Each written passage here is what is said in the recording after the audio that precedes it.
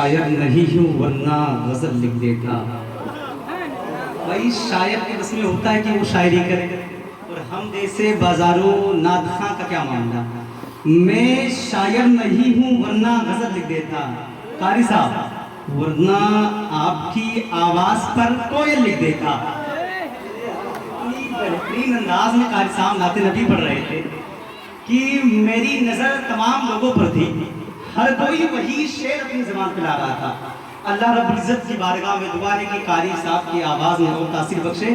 میں شاعر نہیں ہوں ورنہ غزل لکھ دیتا, ورنہ آپ کی آواز پر کوئل لکھ دیتا, اور افسوس کی میں ممتاز نہیں ہوں ورنہ آپ کے نام تاج محل لکھ دیتا. افسوس کی میں ممتاز نہیں ہوں ورنہ آپ کے نام پر تاج محل لکھ دیتا.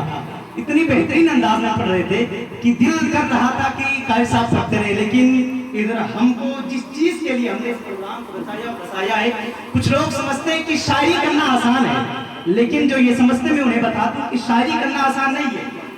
ایک ایک شعر ایک کنٹل پسینہ بہانے کے بعد تیار ہوتا ہے, کیونکہ 10 کتابوں کو مطالعہ کرنا پڑتا ہے, اپنی نظر کے سامنے لانا پڑتا ہے. جو پورا واقعہ ہوتا ہے, شاعر کو اللہ نے اتنی خوبی بخشی ہے کہ پورے واقعے کو اپنے ایک شعر میں بیان کر دیتا ہے, پورے واقعے کو اپنے ایک شعر میں بیان کر دیتا ہے.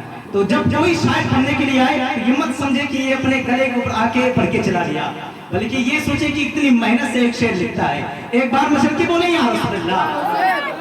ایک شعر پڑھتا ہوں, انشاءاللہ جو دماغ کی بیٹری سے چارج ہو جائے گی. یہ شعر ایک بہت بڑے صخر المشائخ کا شاعر ہے, جنہوں نے اپنی بہترین انداز میں کہی تھی کہ سورج کے آس پاس نہ چندان کے آس پاس. دیکھیں آپ لوگ بیداری کا ثبوت دیں, مچل کی بولیں یا رسول اللہ. کچھ لوگ کہتے ہیں کہ یار جو ناظم آتا یا مقرر آتا بلواتا کیا, تو میں آج اس کا علاج کر دیتا ہوں.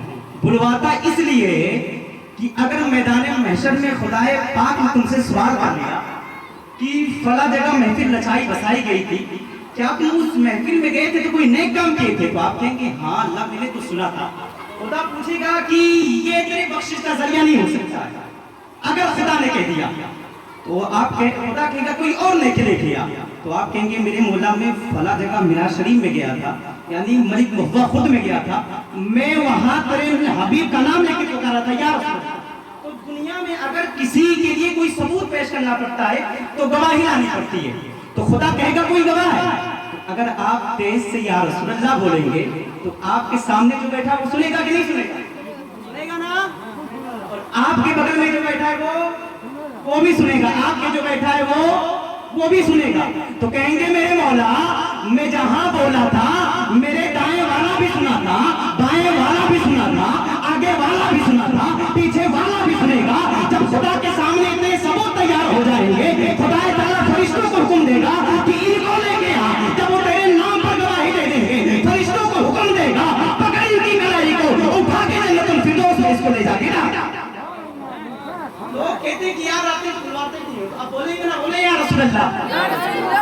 سورج کے آس پاس نہ چندا کے آس پاس, سورج کے آس پاس نہ چندا کے آس پاس, جو روشنی ہے گنبد خضرا کے آس پاس.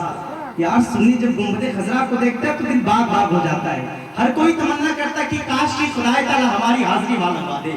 سورج کے آس پاس نہ چندا کے آس پاس, جو روشنی ہے گنبد خضرا کے آس پاس. اب تاریخی شعر پڑھ رہا ہوں, وہ بھی بتا دیتا ہوں دائی حلیمہ کا واقعہ ہے. سورج کے آس پاس نہ چندا کے آس پاس, جو روشنی ہے گنبد خضرا کے آس پاس, اور ہر اونٹنی رسول کی چاہت لیے ہوئے منڈلا رہی ہے دائی حلیمہ کے آس پاس. منڈلا رہی ہے دائی حلیمہ کے آس پاس. میں نے یہ جو دو شعر پڑھا ہے, ایک ایسے شعر کو پڑھنے کے لیے پڑھا ہے کہ انشاءاللہ جو حضرات اپنی ماں سے محبت کرتے ہیں سنیں گے تو ان کا کلیجہ میں ٹھنڈک پہنچے گی. ایک بار اور بولیں یا رسول اللہ. میں ایک گاؤں بشنیا پڑھتا ہوں, وہاں گیا تھا پبلک نہیں بولتے, تو میں نے ایک لطیفہ سنایا. ایک شخص اپنے گھر میں آیا داخل ہوا. جب وہ اپنے گھر میں آیا داخل ہوا ترنت اپنی بیوی کو ایک تماشا لگا تھا. تو یار جو بیوی ہوتی ہے آج کل کے ڈیٹ میں اپنے گھر کی جج ہوا کرتی ہے. تو بیوی نے پوچھا کہ تم مجھے تھپڑ کاہے مارے؟ तो अब उसका दिमाग काम किया कि मैंने ये क्या कर दिया। भाई अब बहाना तो बनता है, वरना बीवी के चंगुल से कौन बच पाता है। वो कहता मैंने मोहब्बत में मारा है। तो बीवियां भी कम चालाक नहीं होती।